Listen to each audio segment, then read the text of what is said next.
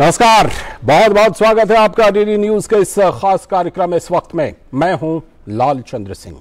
अगले 1 घंटे में हम बात करेंगे कुछ ऐसी बड़ी खबरों की जिस पर चर्चा जरूरी है, और इस चर्चा में जुड़ेंगे अपने संवाददाताओं से और खास विशेषज्ञ मेहमानों से भी। और आज हम खास तौर पर बात करेंगे कि प्रधानमंत्री ने आजादी के एक और अनसंग हीरो को सम्मान देने का काम किया है, और इसके साथ ही योगी की जो आदित्यनाथ की जो दूसरी सरकार है उसने 100 दिन पूरे कर लिए हैं, क्या कुछ हासिल किया है।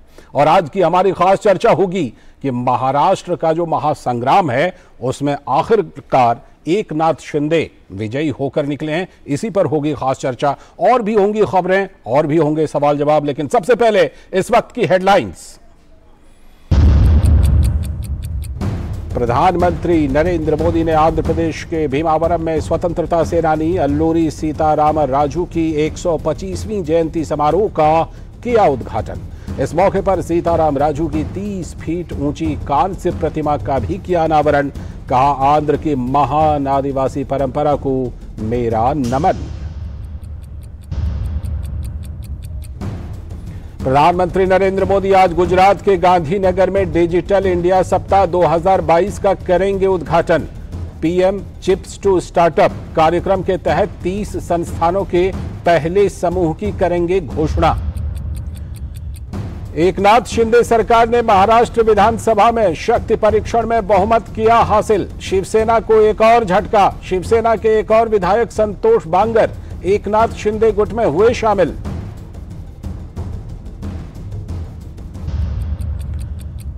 हिमाचल प्रदेश के कुल्लू में बड़ा सड़क हादसा। बस के खाई में गिरने से 12 यात्रियों के मारे जाने की आशंका। घटनास्थल पर राहत और बचाव कार्य जारी। प्रधानमंत्री नरेंद्र मोदी ने जताया शोक।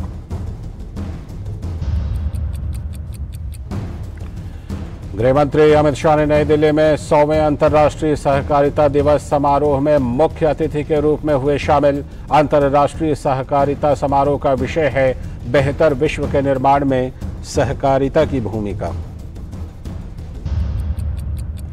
और केंद्रीय वाणिज्य मंत्री पीयूष गोयल ने की राज्यों की स्टार्टअप रैंकिंग 2021 की घोषणा। स्टार्टअप रैंकिंग का उद्देश्य प्रतिस्पर्धात्मक और सहकारी संघवाद की भारतीय परिकल्पना को प्रोत्साहित करना।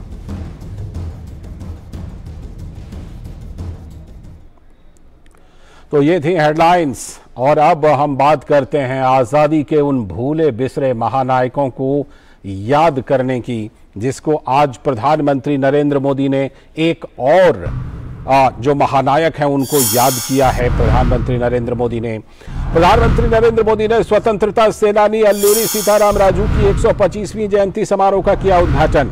आंध्र प्रदेश के भीमावरम में सीताराम राजू की 30 फीट ऊंची कांस्य प्रतिमा का भी अनावरण किया। आंध्र की महान आदिवासी परंपरा को मेरा नमन, प्रधानमंत्री ने कहा। भीमावरम पहुंचने पर प्रधानमंत्री मोदी का पारंपरिक अंदाज में किया गया अभिवादन। प्रधानमंत्री का आंध्र प्रदेश के मुख्यमंत्री जगन मोहन रेड्डी ने मंच पर किया स्वागत। अल्लूरी सीताराम राजू ने भूमि अधिकारों के लिए अंग्रेजों के खिलाफ किया था संघर्ष। स्वतंत्रता के 75 साल पूरे होने पर आजादी का अमृत महोत्सव के जरिए देश कर रहा है सभी विभूतियों और स्वतंत्रता सेनानियों को याद। उन विभूतियों को भी कर रहा है याद जिनकी चर्चा कम ही होती रही है, यानी वो भूले बिसरे रहे हैं। आजादी का संग्राम कुछ लोगों या कुछ वर्षों का इतिहास नहीं, बल्कि ये भारत की सांस्कृतिक और विविधता की एकजुटता का प्रतीक, पीएम ने कहा। और अल्लूरी सीताराम राजू के परिवारजनों को सम्मानित भी पीएम ने किया। महान स्वतंत्रता सेनानी के बड़े भाई के पुत्र को अंग वस्त्र देकर सम्मानित किया पीएम ने सीताराम राजू के जीवन को भारत के आदर्शों और मूल्यों का प्रतीक बताया। प्रधानमंत्री ने सीताराम के संघर्ष के साथी रहे मल्लूधरा के पौत्र को भी सम्मानित किया। मौजूदा केंद्र सरकार महान स्वतंत्रता संग्राम सेनानियों के सपनों का भारत बना रही है, पीएम के शब्द। सरकार आदिवासी समुदाय के योगदान का गौरवगान भी कर रही है, प्रधानमंत्री ने कहा। तो प्रधानमंत्री ने ये खास बातें कही हैं, और भीमावरम पहुंचने पर प्रधानमंत्री नरेंद्र मोदी का पारंपरिक अंदाज में अभिवादन किया गया। प्रधानमंत्री का आंध्र प्रदेश के मुख्यमंत्री जगन मोहन रेड्डी ने मंच पर स्वागत किया। उन्होंने एक प्रतीक चिन्ह और स्वतंत्रता सेनानी अल्लूरी सीताराम राजू के शस्त्र धनुष बाण भी प्रतीक स्वरूप भेंट किए।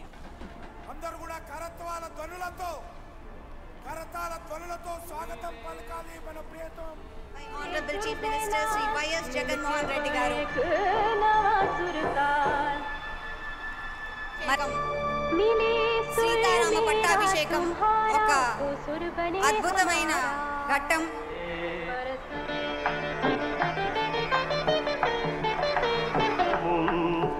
మరి అలాగే ఆనరబుల్ మినిస్టర్ శ్రీ కిషన్ రెడ్డి గారిని నాగరాజు ప్రెసిడెంట్ గారి చేతుల మీదుగా हम आज देंगे. और प्रधानमंत्री ने अल्लूरी सीताराम राजू की 30 फीट ऊंची प्रतिमा का अनावरण भी किया. अल्लूरी सीताराम राजू ने भूमि अधिकारों के लिए संघर्ष किया था.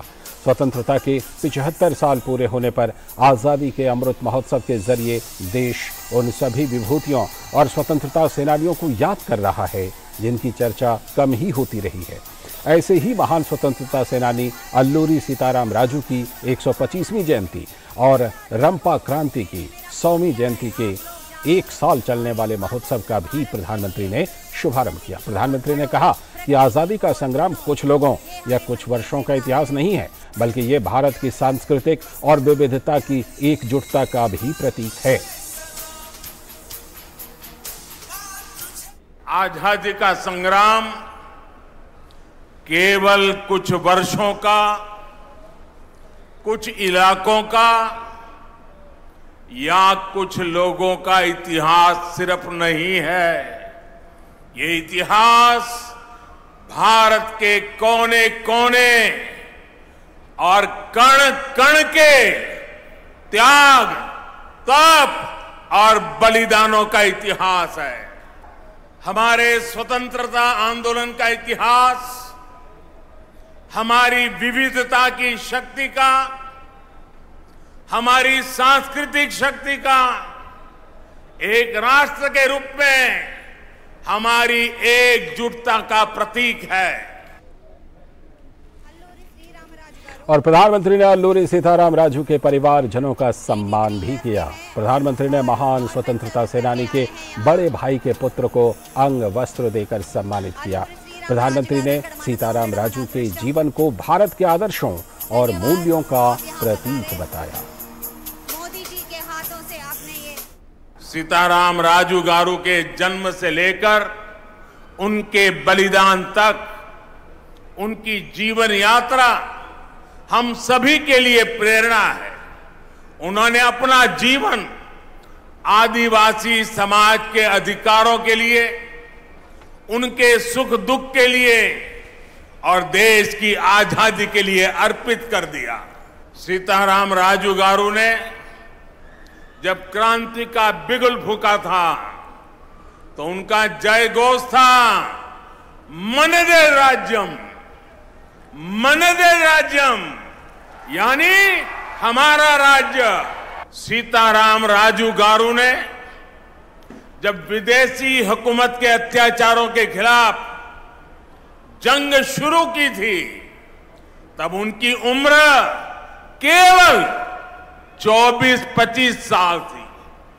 27 साल की छोटी उम्र में वो इस भारत माता के लिए शहीद हो गए. और प्रधानमंत्री ने सीताराम राजू के संघर्ष के साथी रहे मल्लूधरा के पौत्र को भी सम्मानित किया. प्रधानमंत्री ने बताया कि मौजूदा केंद्र सरकार महान स्वतंत्रता संग्राम सेनानियों के सपनों का भारत बना रही है. साथ ही आदिवासी समुदाय के योगदान का गौरवगान भी कर रही है.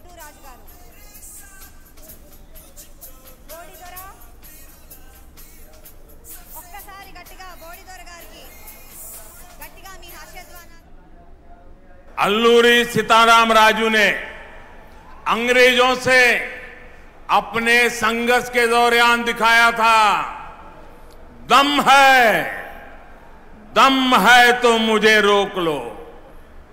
आज देश भी अपने सामने खड़ी चुनौतियों से, कठिनाइयों से इसी साहस के साथ 130 करोड़ देशवासी एकता के साथ, सामर्थ्य के साथ हर चुनौती को कह रहे हैं, दम है तो हमें रोक लो. तो एक और भूले बिसरे नायक को, आजादी के महानायक को सम्मान देने का काम. और इस वक्त में हम आगे रुख करेंगे हमारी चर्चा की तरफ, जो आज की चर्चा होगी। महाराष्ट्र में एकनाथ शिंदे विजयी हुए हैं, बहुमत हासिल किया, उस पर करेंगे खास चर्चा, लेकिन पहले ले लेते हैं एक ब्रेक।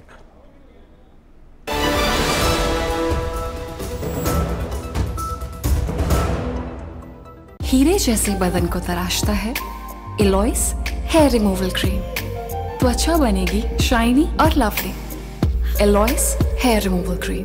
त्योहारों का समय हो और खाने की बात ना हो, ऐसा तो हो ही नहीं सकता। मिठाइयाँ, नमकीन और तरह तरह के पकवान और व्यंजन हमारे त्योहारों का एक हिस्सा हैं, पर इनमें से कई व्यंजनों में छुपा हुआ है अत्यधिक तेल या चिकनाई, चीनी, नमक, खतरनाक ट्रांस फैट्स जो हमारे स्वास्थ्य को नुकसान पहुंचाते हैं और कई बीमारियों की जड़ हैं। आप पूछेंगे तो क्या त्योहार में भी हम ये सब नहीं खाएं? जवाब है खाइए, लेकिन थोड़ा कम। अपने स्वास्थ्य का ध्यान रखते हुए ज्यादा तेल या चिकनाई वाले, अधिक चीनी और नमक वाले खाने जैसे मिठाइयाँ, नमकीन, तले हुए खाने आदि का सेवन सीमित करें। अपने खाने में ताजे मौसम के फल और सब्जियाँ, सलाद और अंकुरित दालों को शामिल करें। पानी भी सही मात्रा में पिएं, जिससे शरीर में पानी की कमी ना हो और टॉक्सिन्स भी निकल सके। आइए हम अपने त्योहारों को सेहतमंद खाने के साथ मनाएं। और हाँ, त्योहारों के समय व्यायाम को मत भूलिए। त्योहार आपसे हैं, सेहत है तो त्योहार है। Food safety and standards authority of India द्वारा जनहित में जारी।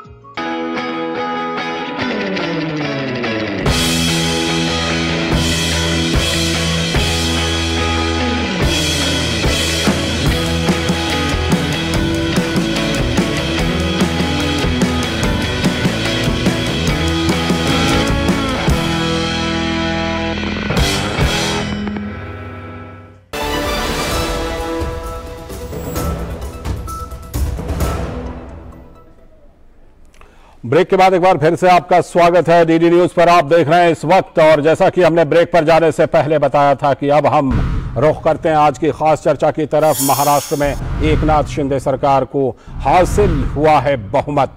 तो महाराष्ट्र में नई शिंदे सरकार ने हासिल कर लिया है बहुमत। एक पखवाड़े से महाराष्ट्र में जारी राजनीतिक महासंग्राम के बाद एकनाथ शिंदे सरकार ने बहुमत किया हासिल। बहुमत परीक्षण में एकनाथ शिंदे हुए पास, पक्ष में 164, लेकिन विपक्ष में सिर्फ 99 वोट। अन्य राजनीतिक दलों के कई विधायकों ने वोटिंग में नहीं लिया हिस्सा।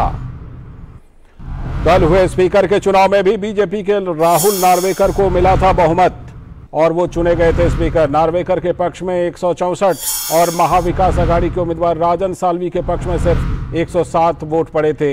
एकनाथ शिंदे गुट का दावा सच साबित हुआ है, बहुमत का दावा जो उनका था।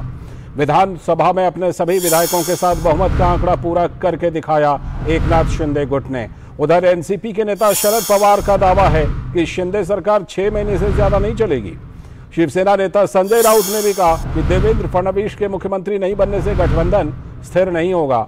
शिवसेना के दूसरे ग्रुप ने आज इस बीच एक बार फिर से सुप्रीम कोर्ट में गुहार लगाई है।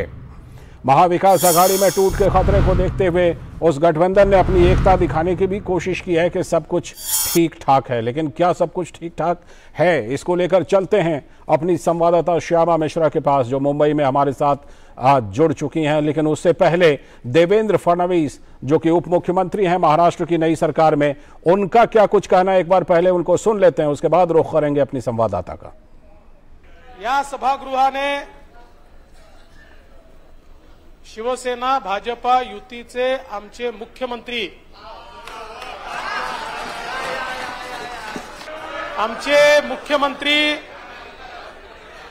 श्री एकनाथरावजी शिंदे यांच्यावर प्रचंड मोठा विश्वास व्यक्त केला, म्हणून मी माननीय एकनाथरावजी शिंदे यांचं मनापासून अभिनंदन करतो।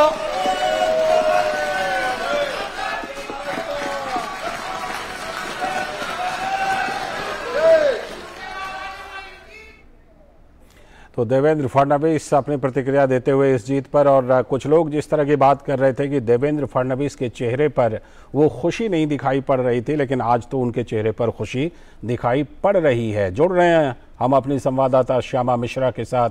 श्यामा, पहला सवाल यही कि संजय राउत ने भी कहा है कि क्योंकि देवेंद्र फडणवीस मुख्यमंत्री नहीं है तो स्थिरता नहीं होगी। कई बार चर्चा थी कि देवेंद्र फडणवीस की कुछ नाराजगी हो सकती है, चेहरे पर उतनी खुशी नहीं है, लेकिन अभी तो खुशी झलक रही थी जीत हासिल करने के बाद। श्यामा, जी देखिए, हम सबसे पहले ये बात कर लेते हैं कि किस तरीके से 2 दिन का स्पेशल सेशन बुलाया गया, जहां पे 2 अहम बातों को एक तरीके से संपन्न किया गया। एक तो स्पीकर इलेक्ट करने का और दूसरा आज बहुमत प्रूव करने का। बहुमत जब प्रूव हो गया उसके बाद हमने देखा कि देवेंद्र फडणवीस जो उप मुख्यमंत्री हैं, उन्होंने मुख्यमंत्री एकनाथ शिंदे के लिए काफी कुछ कहा, काफी उनकी सराहना की और सारी बातें उन्होंने कही कि किस तरीके से ये सरकार टिकने के लिए उनके पास जितने जो भी रिक्वायरमेंट्स हैं सब इस सरकार में है, सब इस गठबंधन में है। उन्होंने ये बताया कि एकनाथ शिंदे है जो वो बहुत अच्छी तरीके से जो गठबंधन है उनमें ये क्वालिटी है। साथ ही कई लंबे समय से वो एक तरीके से संघर्ष करते रहे हैं, शिव सैनिक हैं, वो ग्राउंड से जुड़े हुए हैं और साथ ही डेवलपमेंटल वर्क्स के लिए भी वो प्रो हैं। तो वही बीजेपी भी डेवलपमेंटल वर्क्स के लिए प्रो है और सबका साथ, सबका विकास, सबका विश्वास, इस मोटो से इस नए गवर्नमेंट को, नए सरकार को, महाराष्ट्र के सरकार को स्थापित किया गया और साथ ही आज उसे बहुमत भी मिली। लेकिन अगर यहाँ पर हम देखें कि जो एमवीए पक्ष की बात कर रहे हैं, जो पहला सरकार था यहाँ पे महाराष्ट्र में, वो कहीं अलग थलग होता हुआ पड़ते हुए नजर आ रहा है, क्योंकि आप 164 को 99 से कंपेयर करिए तो काफी कम नंबर है ये। 164 को आप अगर 287 से भी अगर आप करें तो 124, 125 हो रहा है, लेकिन 99 अगर महज मिलता है तो आप समझिए कि ये नंबर कितना कम है। साथ ही इसमें ये भी एक गैर जिम्मेदार इररिस्पॉन्सिबल बिहेवियर यहाँ पे ये भी देखा गया कि कई सारे जो सीनियर लीडर्स थे, सीनियर विधायक थे, वो समय पे पहुंचे ही नहीं और दरवाजा बंद हो गया जब हेड काउंटिंग शुरू हुआ। तो उसकी वजह से काफी सारे जो एमवीए की तरफ से जो लीडर्स थे या विधायक थे वो पहुंच नहीं पाए। तो ये आंकड़ा कहीं ना कहीं थोड़ा 99 शायद पार कर पाता, 100 का आंकड़ा पार कर पाता, वो नहीं कर पाया। वहीं अगर हम देखें तो ये सारा सरकार तो स्थापित हो गया, स्टैंप लग चुका है, सील लग चुका है कि महाराष्ट्र में नया सरकार मिल गया है, एक स्टेबल गवर्नमेंट मिल गया है। लेकिन वहीं अगर हम देखें तो यहाँ पर शिवसेना जो है उद्धव ठाकरे की, वो लगातार लगी हुई है कोशिश में, एक तो अपनी आइडेंटिटी के लिए और साथ ही लीगल तरीके में जाने के लिए कोर्ट के दरवाजे वो खटखटाने में लगातार लगे हुए हैं। आज भी हमने देखा कि उन्होंने कल के स्पीकर के इलेक्शन को लेके और साथ ही ये बहुमत इतनी जल्दी साबित करने की क्या जरूरत थी, इस बात को लेके फिर एक बार सुप्रीम कोर्ट का दरवाजा खटखटाया, जहां पर उन्हें निराशा हाथ लगी और साथ ही उन्हें ये जवाब मिला कि 11 तारीख को ही सारे सुनवाई एक साथ किए जाएंगे। तो अब शिवसेना जो उद्धव ठाकरे की है उसके लिए एक निर्णायक मोड़ हम कह सकते हैं कि 11 तारीख की जो सुनवाई होगी सुप्रीम कोर्ट में उस दिन देखा जा सकता है। श्यामा, जो नंबर की आपने बात की 164 के मुकाबले महाविकास आघाड़ी की तरफ से 99 वोट पड़े हैं। कल हालांकि 107 वोट पड़े थे, तो 8 वोट तो ऐसे ही कम होते हुए दिखाई पड़ रहे हैं। लेकिन क्या इसकी वजह यही है कि जो आपने कहा कि लोग पहुंच नहीं पाए, गैर जिम्मेदार तरीके से महाविकास आघाड़ी के विधायक पहुंच नहीं पाए, दरवाजा बंद हो गया, यही वजह है क्या? या कुछ विधायक इधर उधर हो रहे हैं, जैसे शिवसेना के एक विधायक ने पाला बदल लिया है उद्धव ठाकरे गुट के विधायक ने? देखिए, यहाँ पर बहुत अहम बात यहाँ पर यह है कि कल तक जो हमने 164 जो वोट्स पड़े थे स्पीकर के लिए, वो उसमें से एक राहुल नार्वेकर का भी था, लेकिन आज वो स्पीकर को वोट नहीं पड़ सकता था। लेकिन वहीं जो उद्धव सेना में से एक विधायक हैं वो उन्होंने अपना पक्ष बदल लिया और वो शिंदे सरकार की तरफ आ गए। तो इसकी वजह से यहाँ पर वोट बिल्कुल ऊपर नीचे नहीं हुआ। 8 जो वोट कम हुए हैं वो 8 विधायक बाहर ही थे उसमें। लेकिन इस बात से हम इनकार नहीं कर सकते या इस बात पर अटकलें लगी सकती हैं कि क्यों आप लेट पहुंचते हैं, क्यों आपके 8 विधायक लेट पहुंचते हैं, और जबकि आपको कहा गया है कि आपकी जो वोट काउंटिंग होगा, हेड काउंटिंग होगा, तो दरवाजा बंद कर दिया जाता है, 5 मिनट प्रेपरेशन के लिए दिया जाता है। तो ऐसे समय में जब आप इतने लंबे समय से विधानसभा के कार्यकाल में लगे हुए हैं, आप ग्राउंड से जुड़े हुए हैं, तो ऐसे समय में आप क्यों नहीं समय पे पहुंच पाते हैं, जब आपको सेव करना था एक तरीके से, फेस सेविंग सिचुएशन यहाँ पे कह सकते हैं। तो ऐसे समय में 8 विधायक जो है वो क्यों नहीं पहुंच पाते हैं। हालांकि 3 जो थे, जो कल भी उन्होंने एब्सटेन किया था, सपा के 2 और एमआईएम के 1, वो उन्होंने आज भी अपने आप को एब्सटेन किया कि वो नहीं वोट करेंगे। और साथ ही इसके बाद में जब कल इलेक्शन हुआ था उसके बाद में सपा वालों ने आके एक बयान भी दिया था कि जिस रीजन के लिए वो साथ आए थे एमवीए के, वो अब रीजन पूरा होता हुआ नहीं नजर आ रहा है। साथ ही इसमें ये भी एक बहुत अहम मुद्दा है जो जाते जाते उद्धव सरकार ने संभाजी नगर किया, औरंगाबाद का नाम, उससे भी वो काफी नाराज थे सपा के जो विधायक हैं। तो ओवरऑल हम कह सकते हैं जिन्होंने कल एब्सटेन किया उन्होंने आज भी एब्सटेन किया, लेकिन 100 नंबर कहीं बढ़ सकता था एमवीए का, जो आज नहीं बढ़ा जी, 100 से नीचे रह गए। और श्वेता शालिनी जी जो बीजेपी प्रवक्ता है मुस्कुरा रही हैं।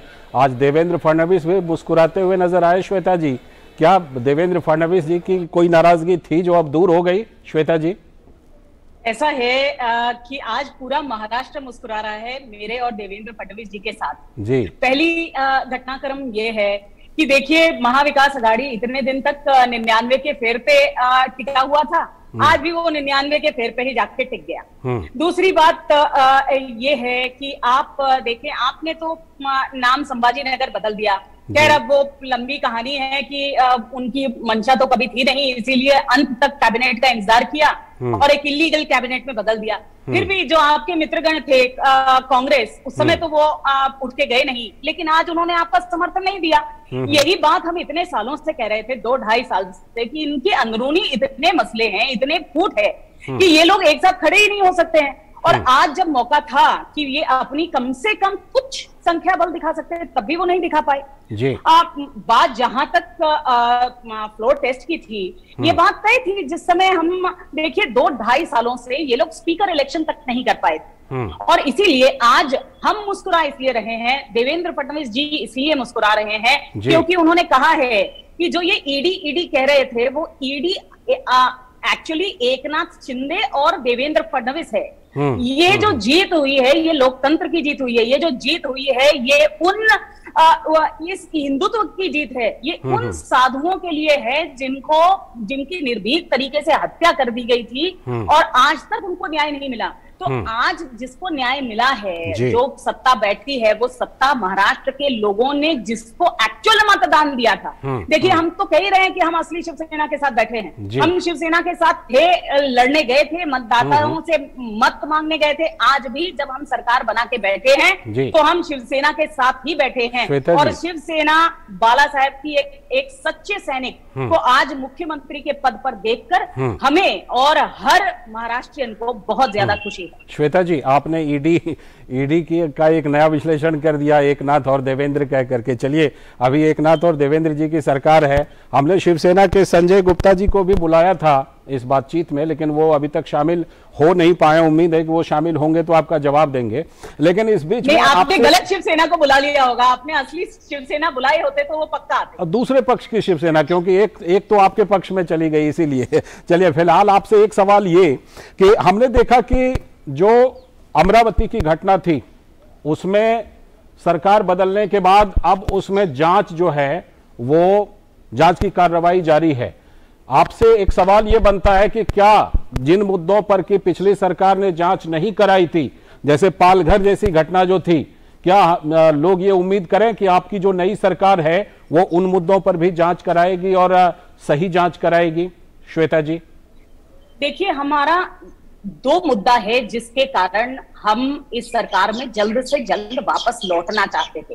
देखिए, सत्ता हमारे लिए कभी जरूरी नहीं थी, लेकिन 2 मुद्दे जो बहुत खास जरूरी थे। पहला मुद्दा ये कि जितने भी ग्रोथ के काम, जितने भी इंफ्रास्ट्रक्चर के काम, चाहे आप मेट्रो देख लें, चाहे आप बुलेट ट्रेन देख लें, चाहे आप कोई भी प्रकल्प ऐसा देख लें, चाहे वो जलयुक्त शिवार जैसा काम हो या वाटर ग्रिड, मराठवाड़ा में आता हुआ वाटर ग्रिड हो, या फिर समृद्धि का महामार्ग हो, जो कि बहुत ही बड़ा एक नेशनल प्रोजेक्ट, स्टेट प्रोजेक्ट बन सकता था। ये सारे में कहीं ना कहीं रोड़े डाले गए थे और इसीलिए बहुत जरूरी था कि हम एफडीआई, हमारे समय पे, हमारे 5 सालों में एफडीआई महाराष्ट्र में सबसे ज्यादा आता था। तो इसीलिए कहीं ना कहीं जरूरी था कि हम जिस ट्रैक पर महाराष्ट्र को लाना चाहते थे, जो अधूरे प्रोजेक्ट रह गए थे, जिस ग्रोथ का सपना, जिस $1 ट्रिलियन इकोनॉमी का सपना महाराष्ट्र देख रहा था, उस रास्ते पर हम दोबारा सरकार को चलाने योग्य बनाए। दूसरा जो बहुत महत्वपूर्ण ये था कि आप यदि देखते तो 2.5 साल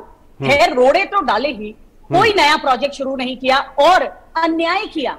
एक सीधी सादी लड़की को, एक औरत को हनुमान चालीसा पढ़ने के कारण आप जेल में बंद कर देते हैं। आप एक महिला को एक ट्वीट के कारण 1 महीना जेल के अंदर रखते हैं। अनेकों लोगों पे ऐसी कार्रवाई करते हैं जब वो कुछ ना कुछ आपके अन्याय के बारे में अगर फेसबुक पे लिखते हैं तो आप मंदिरालय खोल देते हैं, लेकिन मंदिर खोलने के लिए आपको पूरा यहाँ पर धरना देना पड़ता है जी। तो कहीं ना कहीं आप देखें, आप पेट्रोल की कीमतें देख लें, पेट्रोल की कीमत, टैक्स आप घटाते नहीं, हर पूरे देश में पेट्रोल की कीमत कम हो जाती है, आपको पूरी जीएसटी सेंटर दे देते हैं, चाहे आपको कोई प्रश्न पूछा जाए आप सेंटर के ऊपर उंगली उठाते हैं। तो ये वो समय था जब जरूरी था कि हम महाराष्ट्र को सही पटरी पर लाए।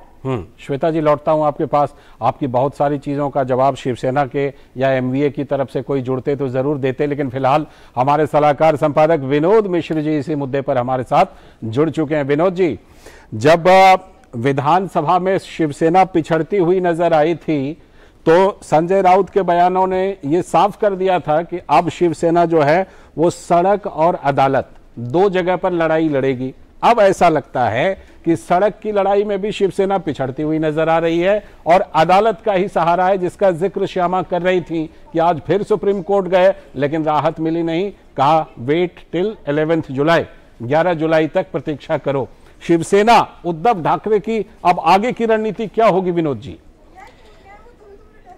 लाल जी, आपने बिल्कुल सही कहा। देखिए, विधानसभा में आप अब फुल टाइम के स्पीकर हैं, जो काफ़ी आप समझ सकते हैं कि 2021 से पहले विधानसभा में, उसके बाद स्पीकर नहीं थे, डिप्टी स्पीकर से विधानसभा चल रही थी जी। आज वहाँ फुल टाइम स्पीकर हैं। आप देख सकते हैं कि सदन ने उनको बहुमत से चुना है, जिनको 164 वोट मिले हैं।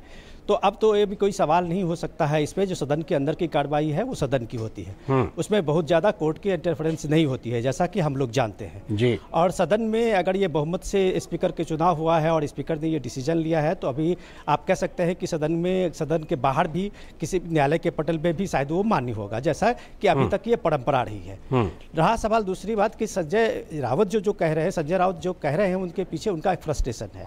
अब फ्रस्ट्रेशन ये है कि संजय राउत शरद पवार की बात को दोहरा रहे हैं कि ये सरकार 6 महीने से ज्यादा नहीं चलेगी। वो इसलिए कह रहे हैं कि वो चाहते हैं कि महाविकास अघाड़ी का जो अस्तित्व है कम से कम वो बना रहे। आज आप देख सकते हैं कि आनंद फानम में जब अजीत पवार को वहां अपोजिशन का लीडर बनाया जाता है, तो उनकी एक कोशिश थी कि इससे एक मैसेज जाएगा और कम से कम यहाँ जो है विपक्षी एकता, कम से कम ये सरकार के बहुमत के सामने में एक सवाल खड़ा करेगा, लेकिन ऐसा हुआ नहीं। कांग्रेस के भी विधायक नदारद रहे, तो कई और जो उनके अघाड़ी ग्रुप के जो पहले से भी गुट है वो भी वहां से नदारद रहे। तो आप देख सकते हैं कि आप जहां 107 वोट कल स्पीकर के अगेंस्ट में पड़े थे, उनके स्पीकर के लिए पड़े थे, तो आज जब ये होना था, सरकार के जब अग्नि परीक्षा थी उस तरह से आप कह सकते हैं, तो वहां पे 99 ही वोट पड़े, तो बाकी विधायक उनके कहां गायब हो गए। तो इसलिए सदन में अगर देवेंद्र फडणवीस ये कहते हैं कि परोक्ष या अपरोक्ष रूप से जिन्होंने भी हमारी मदद की है, हम उनके लिए एक शुभकामना है, हम उनको थैंक्स करते हैं, तो डेफिनेटली ये बात थी कि सिद्धे को आने से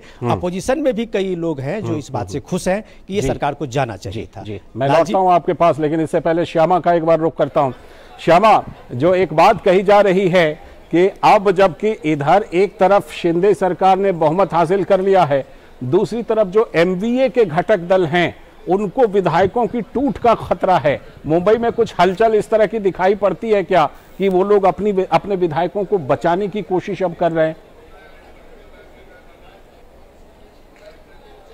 देखिए, जो फूट की एक तरीके से संभावना है वो फिलहाल एक सबसे बड़ा खतरा था, तो वो आज के दिन का था कि कौन किसकी तरफ से वोटिंग करता है। हेड काउंटिंग में ये बात साफ हो गई है, लेकिन अगर अब सरकार स्थिर है, सरकार स्टेबल हो चुकी है, जो जरूरी नंबर था वो मिल चुका है। अब अगर किसी को अपना एक तरीके से पक्ष बदलना है तो वो होते रहेगा। और हमने ये भी देखा कि जो उद्धव सेना के समय में जब सारा होटल एक तरीके से यहाँ के सारे पक्ष वाले लोग वहां चले गए, तो वो बहुत क्विकली हुआ। ऐसे समय में अगर हमने पहले भी देखा है कि पक्ष जरूर बदला जाता है और उस डर की वजह से लोगों को होटल में रखा जाता है। तो आज हम देख रहे हैं कि यहाँ पे लगभग सारे ही विधायक यहाँ पर अवेलेबल हैं और थोड़े ही समय में हम कह सकते हैं कि जब सत्र संपन्न हो जाएगा तो लोग अपने घरों की तरफ, विधायक जो है अपने घरों की तरफ, गाँव जो जहाँ जो डिस्ट्रिक्ट की तरफ से आ रहे हैं वो रवाना हो जाएंगे। ये बताया जा रहा था कि कांग्रेस एक अपनी तरफ से बैठक लेने वाली थी, एक तरीके से प्रेस वार्ता लेने वाली थी, जो कहा जा रहा है कि कैंसिल किया जा रहा है, लेकिन अपनी तरफ से जोर जरूर लगाएंगे हर वो पार्टी जो अपने विधायकों को, अपने लोगों को बचाना चाहते हैं। लेकिन जिस सबसे जो एक तरीके से जो कंक्लूजन ये है कि सबसे बड़ा खतरा था वो अभी का समय था जब फ्लोर टेस्ट होना था, वो हो चुका है। उसमें कोई यहाँ से वहां कोई नया जो विधायक है वो नहीं आया है, एक्सेप्ट जो उद्धव सेना के संजय बांगर थे वो बस यहाँ पर आए हुए हैं। बिल्कुल, आपने एक बड़ा अच्छा शब्द का इस्तेमाल किया है श्यामा, उद्धव सेना कह करके, तो हम जरा शिवसेना को शिंदे सेना और उद्धव सेना कह करके अब बुलाएंगे। तो क्या श्वेता जी, आपको क्या उद्धव सेना के कुछ और लोग चाहिए या 164 काफी है, क्योंकि उधर टूट का खतरा सता रहा है?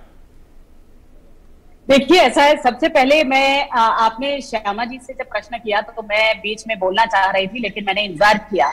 अभी तक आप लोग संजय राउत जी की बात को इतना सीरियसली लेते हैं क्या? क्योंकि अब मुझे लगता है कि कोई भी संजय राउत जी की बात को सीरियसली नहीं लेता है। अब सबको पता चल गया है कि आज उद्धव जी की दशा और दिशा इसीलिए है क्योंकि उनके सलाहकार ही गलत थे, और उनके सलाहकार कौन थे ये हम सब जानते हैं।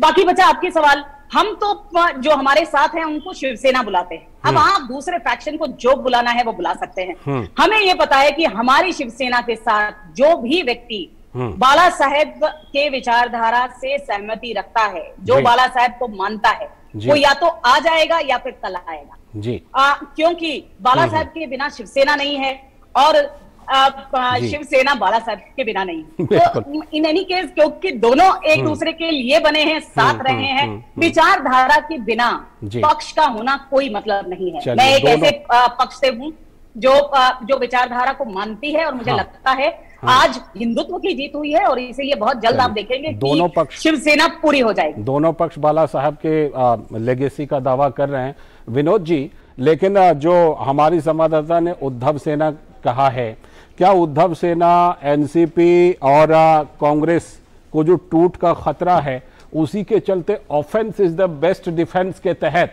शरद पवार और संजय राउत इस तरह का बयान दे रहे हैं क्या कि नई सरकार अस्थिर है, ये नहीं चल पाएगी? लाल जी, आपके सवाल में मैं इसको 2 पॉइंट में बताता हूं। एक तो अभी आदित्य ठाकरे ने जो मीडिया से मुखातिब होते हुए उन्होंने बात कही है, उन्होंने कही है कि ये विधायक जाएंगे कहाँ। अभी तक का पहले सूरत में थे, तब वो गुवाहाटी आए और फिर जो है गोवा पहुँचे और अभी भी वो होटल में है। तो कह रहे हैं कि जब वो जनता के बीच जाएंगे, जब वो अपने कंस्टिट्यूएंसी जाएंगे, अपने लोगों से मिलेंगे, तब वो समझेंगे कि लोगों ने उनको किस तरह से वेलकम किया है और किस तरह से उनको इस बात के लिए उन पे रिएक्ट किया है। तो इसका मतलब है वो अभी भी ये जानते हैं कि वो उन पे एक दबाव है। वो एक तरह से जो शिवसेना की अपनी राजनीति रही है उस राजनीति को ही हिस्सा मानते हैं कि वो शायद वो डर से या उनको एक तरह से दबाव पड़ेगा और कुछ वो दूसरा निर्णय लेंगे, लेकिन ऐसा होते नहीं दिखता है। दूसरा, अपने जो उसके सवाल में मैं कह रहा हूँ कि जब जो बात के लिए अभी भी शिवसेना के दूसरे ग्रुप, उद्धव ग्रुप, कह रहे हैं कि हमें उस पर अभी भी हमने नोटिस दिया हुआ है और नोटिस अभी तक हमारा कायम है, जो क्योंकि सुप्रीम कोर्ट में है। तो अब शिवसेना के जो एक शिंदे ग्रुप जो है उसने भी कल जो है उसी तरह से वोटिंग के लिए उन्होंने व्हिप जारी किया था, और उनका व्हिप जारी करना लीगली, जब वो असेंबली के अंदर से व्हिप जारी होता है तो उसको एक व्हिप माना जाता है, जबकि असेंबली के बाहर अगर किसी भी मीटिंग के लिए, पार्टी मीटिंग के लिए व्हिप देना का कोई ऐसा लीगल पॉइंट नहीं बनता है। तो अब अगर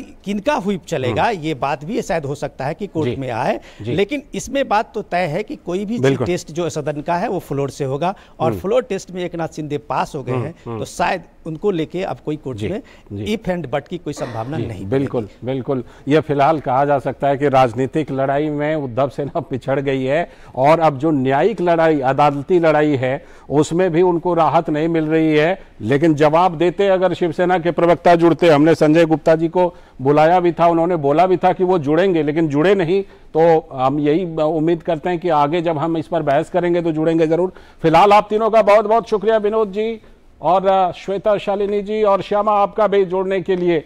और आप बिल्कुल उद्धव सेना और शिंदे सेना दोनों पर नजर रखिएगा और हमें अपडेट करते रहिएगा। फिलहाल बहुत बहुत शुक्रिया आप तीनों का। तो ये चर्चा थी कि महाराष्ट्र में नई सरकार को बहुमत हासिल हो गया। हालांकि जो अदालती लड़ाई है वो अभी बाकी है, देखना है उसमें क्या कुछ आना है। 11 जुलाई का इंतजार उसके लिए करना होगा। फिलहाल वक्त है एक ब्रेक का, ब्रेक के बाद लौटेंगे तो करेंगे चर्चा आज की कुछ और बड़ी खबरों पर। आप देखते रहिए इस वक्त।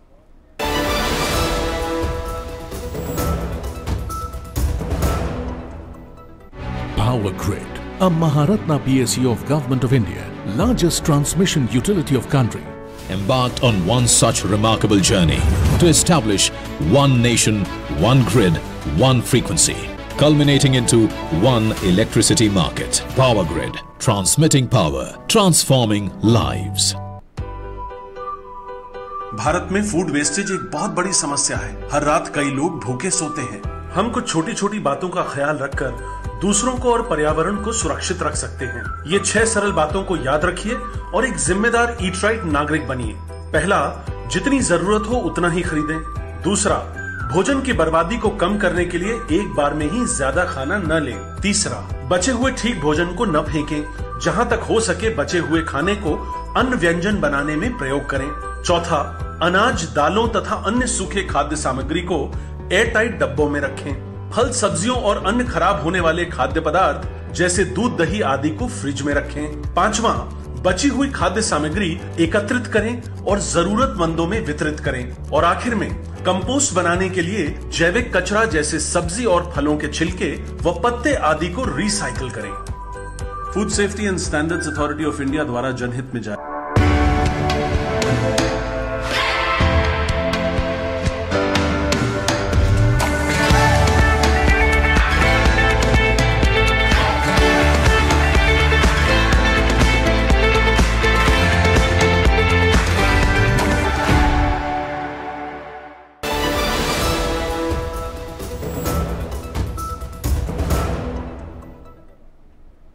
ब्रेक के बाद एक बार फिर से आपका स्वागत है। डीडी न्यूज पर आप देख रहे हैं इस वक्त। और अब हम रुख करते हैं उत्तर प्रदेश की योगी 2.0 सरकार के 100 दिन पूरे हो गए हैं।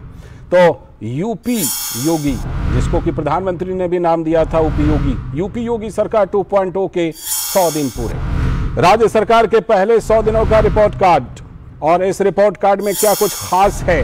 नगर विभाग को दिए गए 24 काम में से 22 काम हो चुके हैं पूरे। शिक्षा क्षेत्र में कई लक्ष्य पूरे, कुछ अंतिम चरण में। और कुछ खास बातें अगर कहूं, वर्तमान सत्र 2022-23 में परिषदीय स्कूलों में 2 करोड़ बच्चों के नामांकन का लक्ष्य था। 1.88 करोड़ नामांकन हो गए। डिजिटल शिक्षा की दिशा में लगभग सभी कार्य पूरे हो चुके हैं। 11.33 लाख विद्यार्थियों को बांटे गए हैं स्मार्टफोन और टैबलेट। और उच्च शिक्षा के क्षेत्र में रिक्त पदों पर भर्ती, पदोन्नति की प्रक्रिया तेज और नए महाविद्यालय भी तैयार। अस्पतालों में सस्ती दर पर सुविधाएं बढ़ी। इसके साथ ही अगर बात किसानों की करें, गन्ना किसानों को 8,000 की जगह 12,500 करोड़ रुपए का भुगतान, यानी 1.5 गुने से भी ज्यादा। गृह विभाग ने गैंगस्टर एक्ट के तहत 500 करोड़ रुपए के लक्ष्य के मुकाबले 844 करोड़ रुपए की वसूली की। दूसरी तरफ लोकसभा उपचुनावों में बीजेपी से विपक्ष को जो हार मिली है उससे विपक्ष पस्त है। अखिलेश यादव ने भंग कर दी है उत्तर प्रदेश सपा की सारी इकाइयों को। यूपी अध्यक्ष को छोड़कर सभी युवा संगठनों, महिला सभा एवं अन्य सभी प्रकोष्ठ को भंग कर दिया है, लेकिन अपने पद पर खुद जमे हुए हैं अखिलेश यादव, उसको भंग नहीं किया है। और 100 दिन जो पूरे हुए हैं, इस पर उत्तर प्रदेश के मुख्यमंत्री योगी आदित्यनाथ ने क्या कुछ कहा है, आइए सुनते हैं। आदरणीय प्रधानमंत्री जी ने देश के लिए जो लक्ष्य निर्धारित किया है कि भारत की अर्थव्यवस्था $5 ट्रिलियन की होगी, तो स्वाभाविक रूप से उत्तर प्रदेश की भूमिका इसमें महत्वपूर्ण हो जाती है। और उत्तर प्रदेश ने आते ही हमारे मंत्रिमंडल ने सबसे पहला कार्य, वे 10 सेक्टर चुने जिन पर हम व्यवस्थित कार्य योजना बना करके उत्तर प्रदेश की अर्थव्यवस्था के उस प्रेजेंटेशन को $1 ट्रिलियन तक पहुंचाने की इस कार्य योजना को हम आगे बढ़ा सकें। तो ये तो विकास को लेकर के मुख्यमंत्री की प्रतिक्रिया थी। और चुनावों को लेकर मुख्यमंत्री योगी आदित्यनाथ ने क्या कुछ कहा, ये सुनते हैं। अभी हाल ही में प्रदेश में संपन्न हुए विधानसभा चुनाव में भारतीय जनता पार्टी गठबंधन को प्रचंड बहुमत देकर के जिस उद्देश्य से अपना आशीर्वाद दिया था, जीत का वह सिलसिला जन विश्वास का प्रतीक तो था ही, वह निरंतर नित नए प्रतिमान स्थापित कर रहा है। विधानसभा चुनाव के बाद उत्तर प्रदेश विधान परिषद के स्थानीय प्राधिकारी के 36 सीटों पर चुनाव संपन्न हुए। इन 36 में से 33 सीट भारतीय जनता पार्टी ने और 3 सीटें निर्दलीयों ने जीते। समाजवादी पार्टी, बहुजन समाजवादी पार्टी और कांग्रेस 0 पर रही। यही नहीं, विधान परिषद गठन के पश्चात 87 वर्ष के बाद पहली बार उत्तर प्रदेश विधानमंडल का उच्च सदन कांग्रेस विहीन भी हो गया है। कांग्रेस मुक्त उच्च सदन उत्तर प्रदेश के अंदर हुआ है। विधान परिषद के स्थानीय प्राधिकारी चुनाव के साथ लोकसभा के उपचुनाव भी संपन्न हुए हैं। एक पूर्वी उत्तर प्रदेश में आजमगढ़ में और एक पश्चिमी उत्तर प्रदेश के रामपुर में। जनता जनार्दन का आशीर्वाद भारतीय जनता पार्टी को प्राप्त हुआ। तो उत्तर प्रदेश के मुख्यमंत्री योगी आदित्यनाथ जो आर्थिक उपलब्धियां, सरकार की उपलब्धियां हैं, उसके साथ ही भारतीय जनता पार्टी की जो राजनीतिक और चुनावी उपलब्धियां रही हैं उसका भी जिक्र कर रहे थे। जुड़ेंगे अपने संवाददाता विकास सिंह से इस खबर पर, लेकिन उससे पहले ले लेते हैं एक छोटा सा ब्रेक।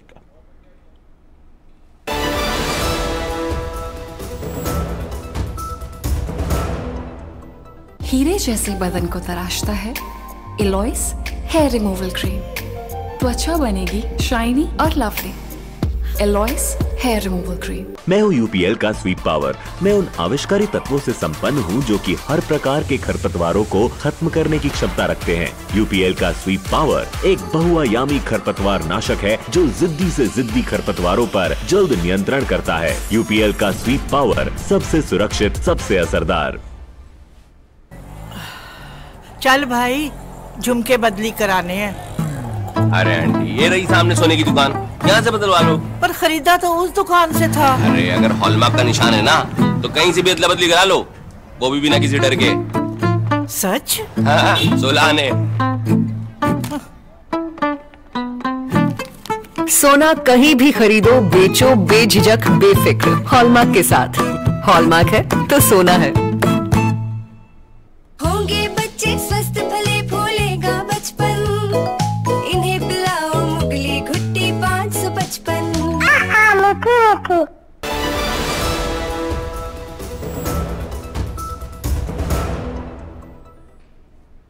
ब्रेक के बाद एक बार फिर से आपका स्वागत है। डीडी न्यूज पर आप देख रहे हैं इस वक्त। और ब्रेक पर जाने से पहले हम चर्चा कर रहे थे उत्तर प्रदेश में योगी सरकार के दूसरे कार्यकाल के 100 दिन पूरे होने पर जो कुछ उपलब्धियां रही हैं। जुड़ रहे हैं हमारे संवाददाता विकास सिंह इस खबर पर लखनऊ से जुड़ चुके हैं। विकास, मुख्यमंत्री ने तो जो आर्थिक उपलब्धियां हैं, जो सरकार की उपलब्धियां हैं, उसके साथ साथ जो राजनीतिक और चुनावी उपलब्धियां भी गिनाई। उससे तो यही लगता है कि एक तरफ जो सत्ता पक्ष है वो मस्त है और दूसरी तरफ विपक्ष जो है वो पस्त है, क्योंकि जिस तरह से अखिलेश यादव ने सारे संगठन बंद कर दिए हैं लेकिन खुद अपनी सीट पर जमे हुए हैं।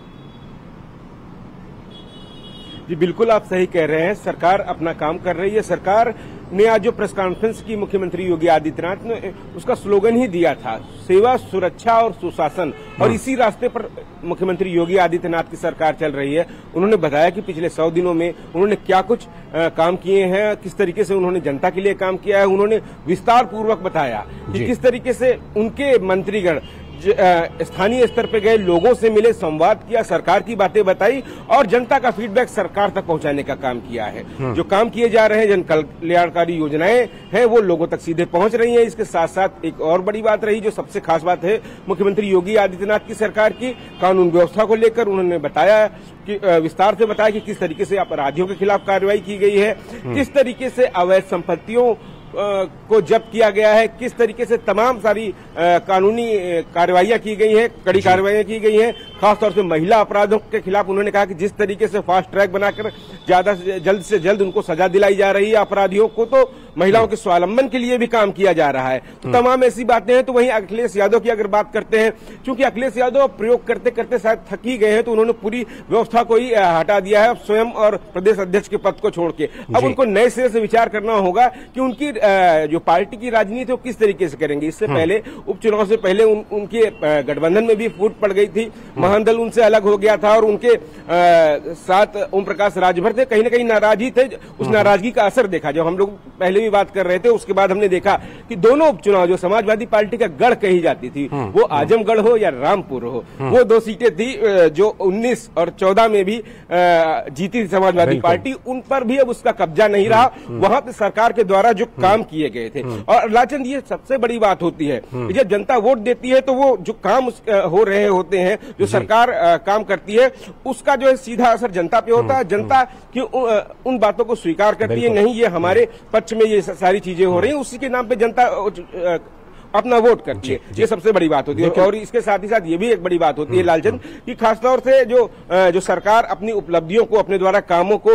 जनता तक पहुंचाए, और जनता उनसे अगर संतुष्ट है या ना है, उन सब बातों को सरकार तक पहुंचना चाहिए। उसके लिए मुख्यमंत्री योगी आदित्यनाथ ने जो 18 मंत्री समूहों का गठन किया था, वो एक बड़ी बात थी। उसका भी उन्होंने जिक्र किया था कि सभी मंडलों में जाकर सीधे जनता से बातचीत करते हैं और आके कैबिनेट बैठक में वो सारी रिपोर्ट प्रस्तुत की जाती है, लगातार मॉनिटरिंग होती है। ये सबसे बड़ी बात रही, खास बात रही। विकास, जो तमाम उपलब्धियां हैं शिक्षा क्षेत्र में, स्वास्थ्य क्षेत्र में, वो तमाम उपलब्धियां हैं। आपने कानून व्यवस्था का जिक्र किया, उसमें भी लक्ष्य से ज्यादा वसूली है। लेकिन एक और बहुत बड़ी उपलब्धि कही जाएगी, गन्ना किसानों को 8,000 करोड़ रुपए भुगतान का लक्ष्य था और 1.5 गुने से ज्यादा 12,500 करोड़ रुपए का भुगतान किया गया। ये अपने आप में किसानों के लिए बहुत बड़ी खुशखबरी और योगी सरकार से खुश होने का एक वाजिब कारण किसानों के लिए। जी बिल्कुल, गन्ना किसानों का भुगतान के लिए योगी सरकार बनते ही इस बात के लिए उसने प्रतिबद्धता जाहिर की थी कि गन्ना का जो भी बकाया मूल्य है उसका भुगतान किया जाएगा और गन्ना किसानों की प्रगति के लिए और जो काम करने चाहिए वो सारे काम किए जाएंगे। इसके साथ साथ समूचे किसानों के लिए जिस तरीके से काम किया गया, जिस कृषि को तकनीक से जोड़ा जा रहा है, तमाम सारी संसाधन, वैज्ञानिक कृषि की बात हो, उत्तर प्रदेश में खासतौर से जितनी तकनीक की बात होती है, कृषि विज्ञान केंद्र स्थापित किए गए हैं। योगी सरकार कहीं न कहीं इस बात को लगातार काम कर रही है। मुख्यमंत्री योगी आदित्यनाथ, जो प्रधानमंत्री नरेंद्र मोदी ने जो मार्गदर्शन दिखाया था, जो किसानों की आय को दोगुना करने की बात कही गई थी, उसी पर काम हो रहा है कि कम लागत में ज्यादा उत्पादन और उत्पादन से उनको लाभ, सीधा लाभ मिले। ई मंडियों को जोड़ा गया, ई मंडियों से जोड़ा जा रहा है, तो तमाम किसानों को उनकी उपज का सही मूल्य मिले, उनकी उपज सही हो। इसके साथ साथ एक और बड़ी बात रहती है, हमने देखा बीच बीच में कि प्रधानमंत्री फसल बीमा योजना का असर यहाँ पे काफी ज्यादा देखने को मिल रहा है। अगर कहीं उनकी फसल में कोई क्षति पहुंचती है तो उसका मुआवजा भी उनको मिल रहा है। तो सबसे बड़ी बात कि क्रियान्वयन सही तरीके से हो रहा है, वो एक बड़ी बात है और वो इससे लोगों का सीधा लाभ मिलता है। जी बहुत बहुत शुक्रिया विकास, जुड़ने के लिए, इस खबर पर और विस्तार से जानकारी देने के लिए। तो हमारे संवाददाता विकास सिंह जुड़े थे। और अभी वक्त है एक और ब्रेक का। ब्रेक के बाद जब लौटेंगे तो बात करेंगे राष्ट्रपति चुनाव की प्रचार की।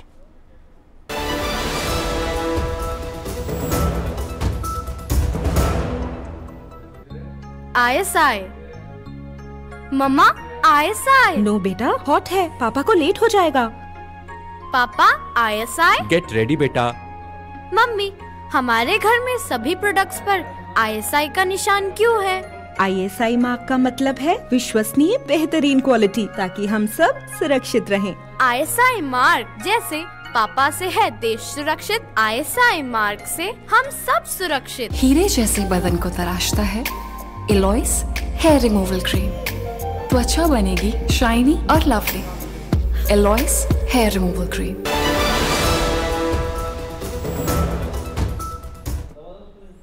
ब्रेक के बाद एक बार फिर से आपका स्वागत है। बात कर लेते हैं राष्ट्रपति चुनाव के लिए जो अभियान, प्रचार अभियान तेज हुआ है, उस पर बात कर लेते हैं।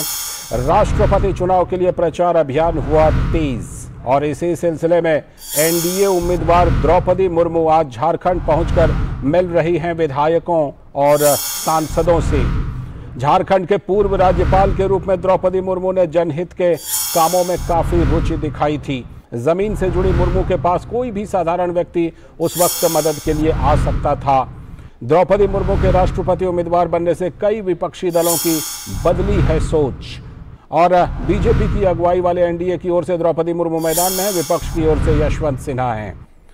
राष्ट्रपति चुनाव 2022 के लिए मतदाताओं के वोट की कुल वैल्यू जो है वो 10,86,431 है, तो जाहिर है कि जीत के लिए कम से कम 5,43,216 वोट की जरूरत पड़ेगी। वहां पर बीजेपी की अगुवाई वाली एनडीए के पास पहले से 5.26 लाख वोट अपने वोट हैं और इसमें सिर्फ 13,000 वोट अगर और मिल जाए तो एनडीए की उम्मीदवार जीत जाएंगी। बीजेडी ने समर्थन पहले ही दे दिया है और उसी से जीत की जरूरत पूरी हो जाती है एनडीए उम्मीदवार की। लेकिन साथ ही बसपा की प्रमुख मायावती, बीजेडी प्रमुख ओडिशा के मुख्यमंत्री सीएम नवीन पटनायक दे चुके हैं समर्थन, वाईएसआर कांग्रेस भी कर चुकी है समर्थन का ऐलान। लेकिन अभी भी ये कोशिश जो है वो जारी है। उसी कोशिश के तहत द्रौपदी मुर्मू झारखंड में हैं। हमारे संवाददाता दिवाकर कुमार जुड़ चुके हैं रांची से। क्या दिवाकर, अब पत्ते खोलेगी जेएमएम? क्योंकि अभी तक पत्ते तो खोली नहीं है और इस बीच लगता है कि दोनों जो उम्मीदवार हैं द्रौपदी मुर्मू और यशवंत सिन्हा, उनके लिए झारखंड जो है वो रहस्य बना हुआ है कि किनको समर्थन मिलेगा। निश्चित तौर पर झारखंड में हम कह सकते हैं कि हेमंत सोरेन अभी भी दुविधा की स्थिति में और उन्होंने अभी तक अपने पत्ते नहीं खोले हैं। आज हालांकि राष्ट्रपति पद की एनडीए की उम्मीदवार द्रौपदी मुर्मू करीब 12 बजे के आसपास रांची पहुंची हैं और वो यहाँ पर एनडीए और जो एनडीए के घटक दल के जो सांसद हैं और साथ ही साथ जो विधायक हैं उनके साथ वो संवाद कर रहे हैं। हालांकि अभी ऑफिशियली कोई शेड्यूल फिक्स नहीं है कि जेएमएम के सांसद और विधायकों के साथ उनकी मुलाकात होनी है या नहीं है। इस बीच ये भी है कि आज जो मुख्यमंत्री और कार्यकारी अध्यक्ष हैं जेएमएम के, वो धनबाद के दौरे पर है, तो ऐसी संभावना नहीं लग रही है कि उन दोनों के बीच मुलाकात की कोई गुंजाइश बनती है। लेकिन हेमंत सोरेन ने एक ट्वीट आज सुबह में किया है जिसमें उन्होंने द्रौपदी मुर्मू का झारखंड में वेलकम किया है और एक तरीके से जिस तरीके का वो ट्वीट है उससे लगता है कि जेएमएम का जो रुख है वो बदल सकता है, तो उस पर हम लोगों की नजर रहेगी। लेकिन फिलहाल जेएमएम ने अपने पत्ते नहीं खोले।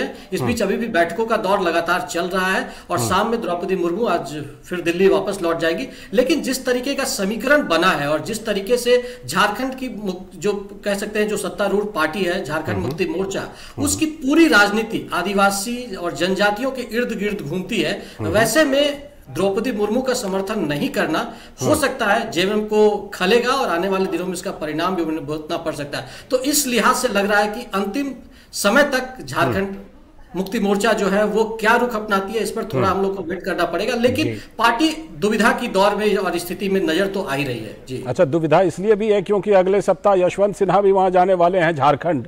आजसू तो द्रौपदी मुर्मू को समर्थन का ऐलान कर चुकी है, लेकिन ऐसा लगता है कि जो दोनों के दोनों प्रमुख उम्मीदवार हैं राष्ट्रपति पद के, उनकी वजह से झारखंड के कई दलों की दुविधा बढ़ गई है। दिवाकर, निश्चित तौर पर देखिए, यशवंत सिन्हा का एक प्रोग्राम एक हफ्ते पहले भी आने का तय हुआ था, लेकिन किसी कारणवश वो नहीं हो सका प्रोग्राम। तो उसके बाद जो स्थिति बन रही है और जिस दिन अनाउंसमेंट हुआ था द्रौपदी मुर्मू के नाम का, तो लगातार जो आजसू प्रमुख है, आजसू पार्टी के जो मुखिया हैं सुदेश महतो, उन्होंने तुरंत ट्वीट कर इसकी सराहना की थी और उन्होंने अपना जो कह सकते हैं कि सहयोग देने का ऐलान किया था। और आज जब एयरपोर्ट पर स्वागत किया जा रहा था द्रौपदी मुर्मू का, तो उस वक्त सुदेश महतो भी मौजूद थे। तो एक तरीके का जो समीकरण हम कह सकते हैं दिखता है, उसमें जेएमएम अलग थलग और जेएमएम के पास एक तरीके से हम कह सकते हैं कि वो आदिवासी अस्मिता के साथ बढ़े या फिर वो जो उनका महागठबंधन का जो एक धर्म है उसका वो पालन करे। लेकिन इस बीच में जो हम कह सकते हैं सबसे मुश्किल दौर में अभी जेएमएम फंसी हुई नजर आ रही है। लेकिन निश्चित तौर पर आप जब झारखंड से उम्मीदवार की बात करते हैं यशवंत सिन्हा का जिस तरीके का एक इमेज रहा है और